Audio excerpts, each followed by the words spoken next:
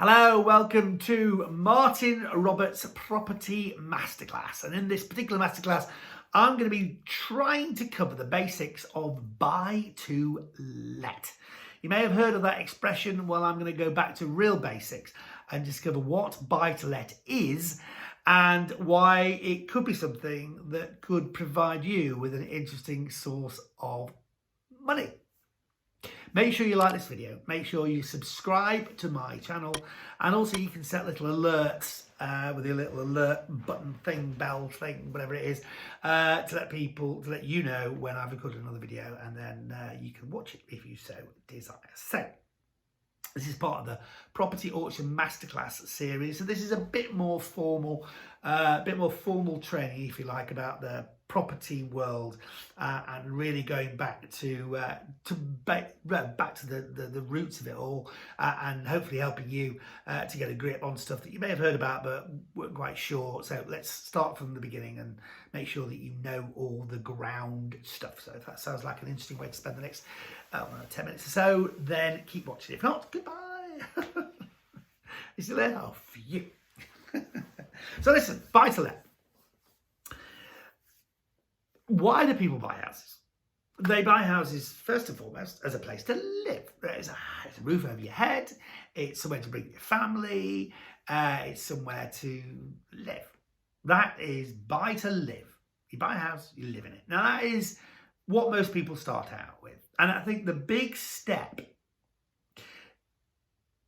in becoming the property investor is moving from the house being a place to live to the house being something that can make you money. Now, it can make you money in various ways. The first way is that you buy it, you do it up, or in some cases you don't do anything to it. It just naturally goes up in value, and you sell it in the future for more money than you bought it for. In that time, it's made you money. And actually, if it's the house you're living in, if it's your home, your principal place of residence, then all the money you've made is tax-free. It's like amazing, right? But this has to be your home. But if you sell it for £100,000 and you bought it for £50,000, then that £50,000 extra is yours. Not many other investors where you can do that. You don't have to pay any tax. It's only for the house if it's yours, though, and if you're living in it as your principal place of residence.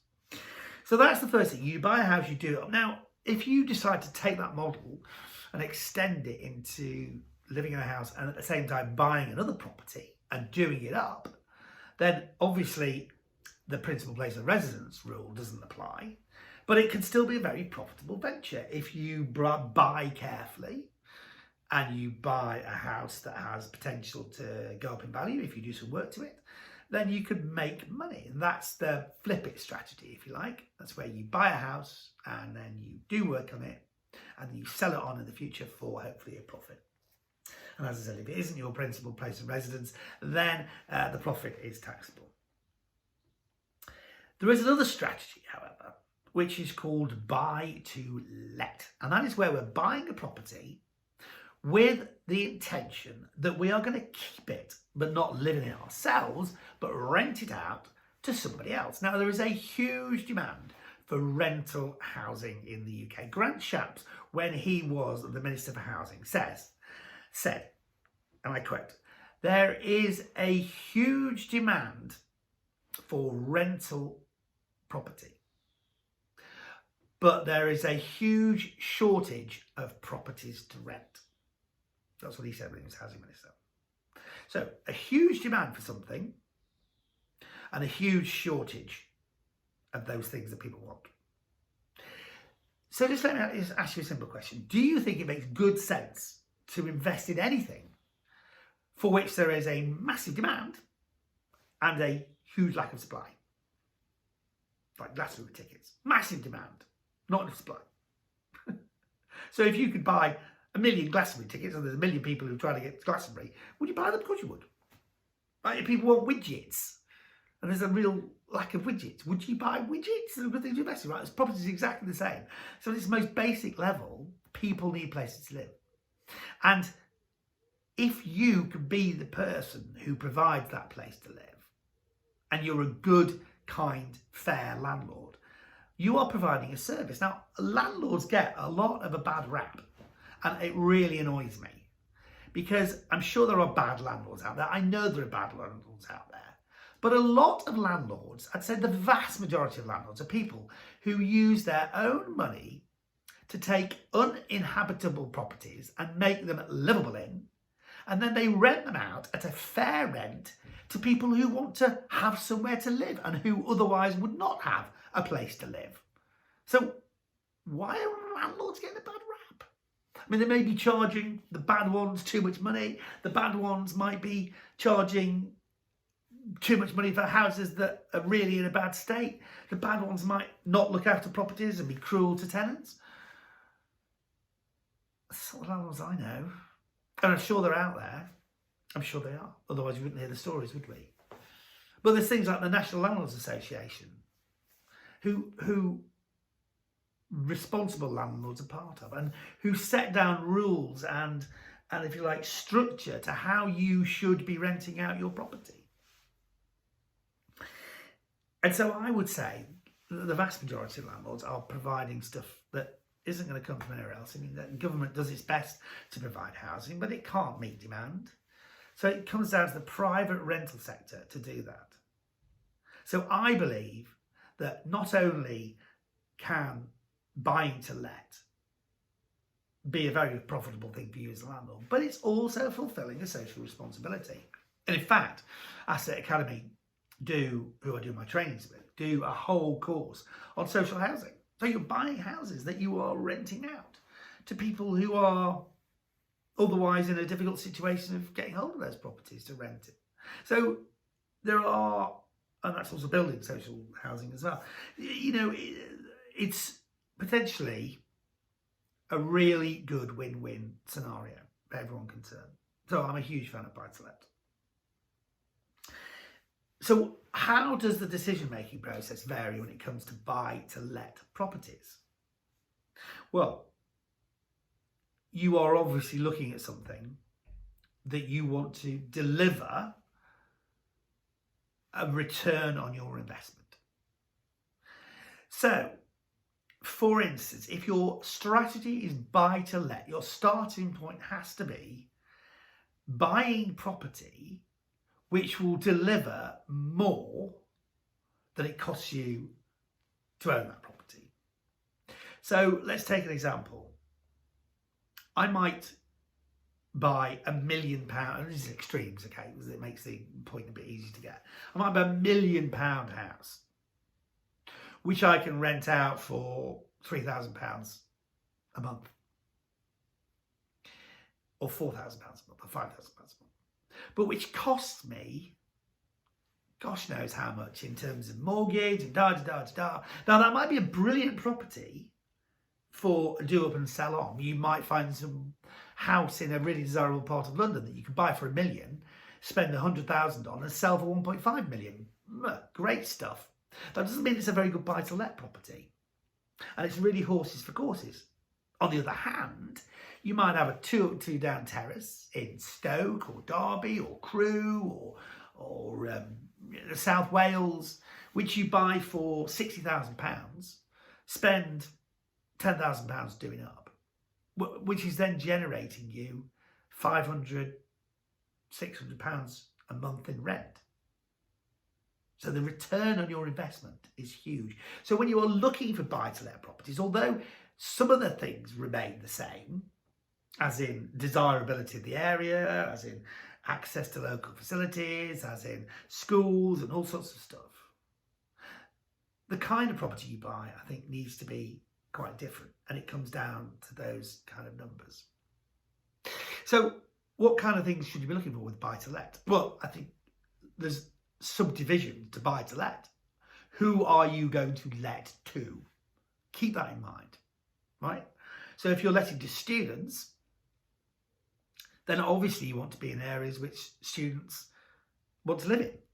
It's obvious, but you're not going to rent out to a student house that's 50 miles away from the campus, are you? You want something on a local bus route to the campus. You want, a place where other students have got houses. It's obvious, but it's worth saying, right? If you are renting a family home, and that type of home you're buying would meet a family market, then you want to be near good schools and check them out.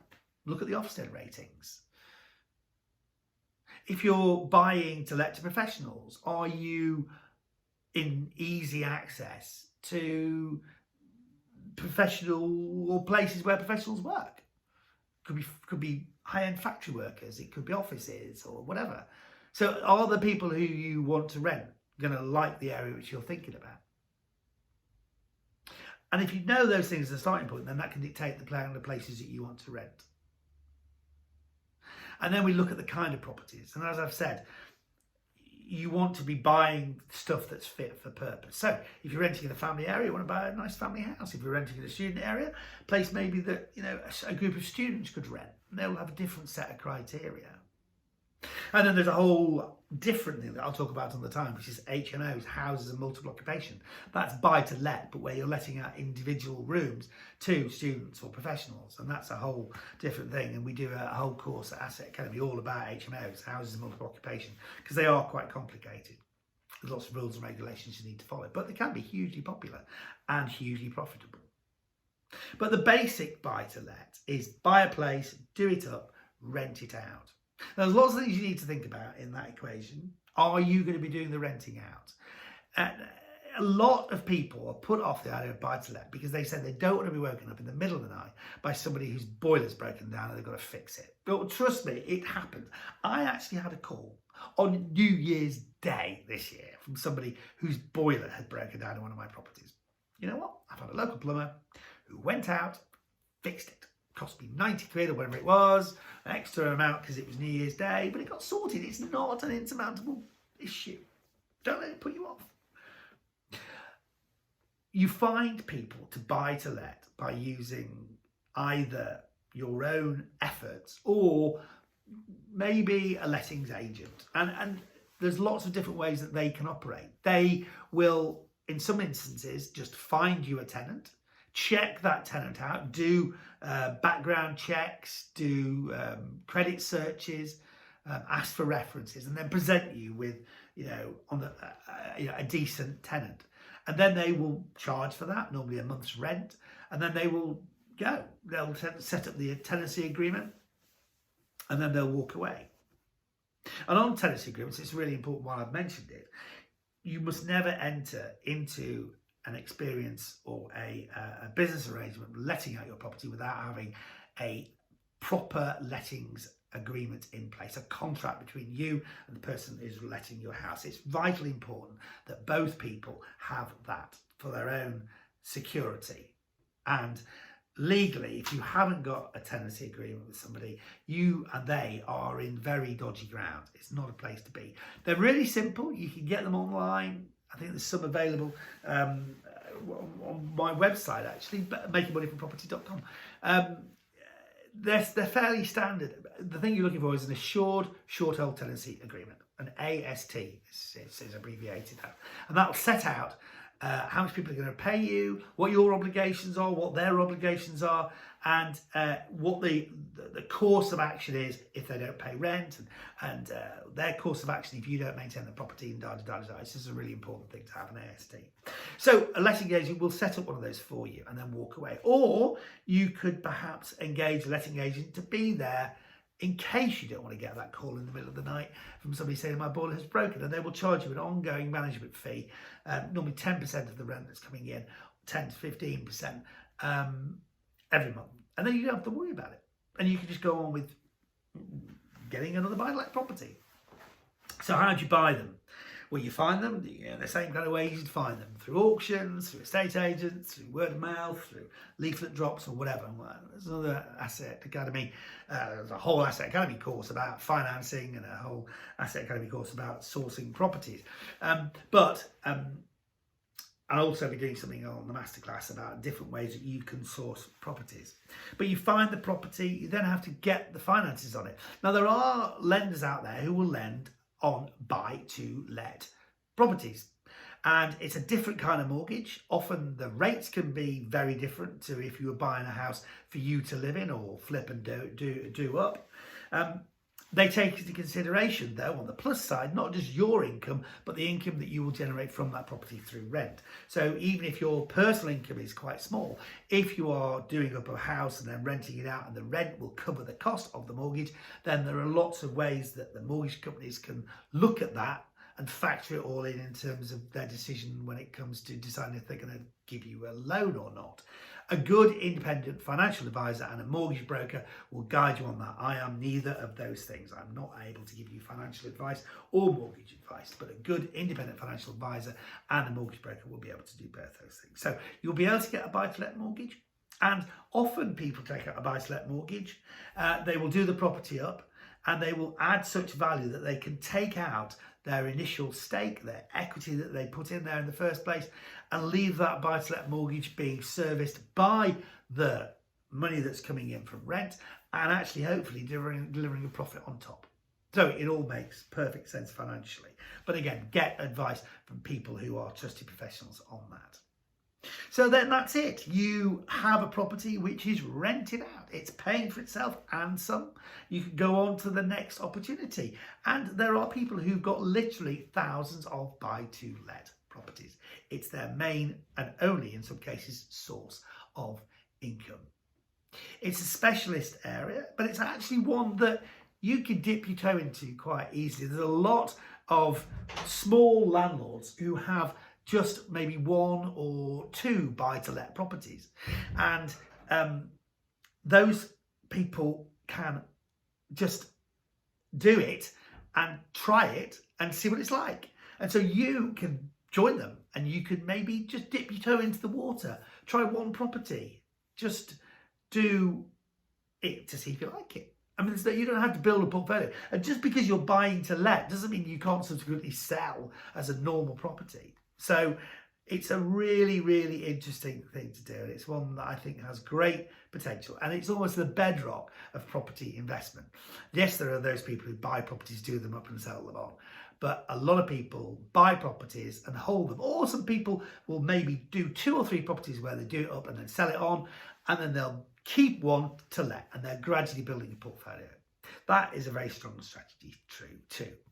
So hopefully that's given you an outline of buy-to-let. In another module, an Asset Academy module, and also in another Masterclass module, I'll be going into a lot more detail about some of the specifics of buy-to-let. But for now, that's your grounding, and I hope you found that useful. If you did, then like this video and make sure you subscribe to Masterclass Property Titbits for more stuff like this. In the meantime, thank you very much for listening.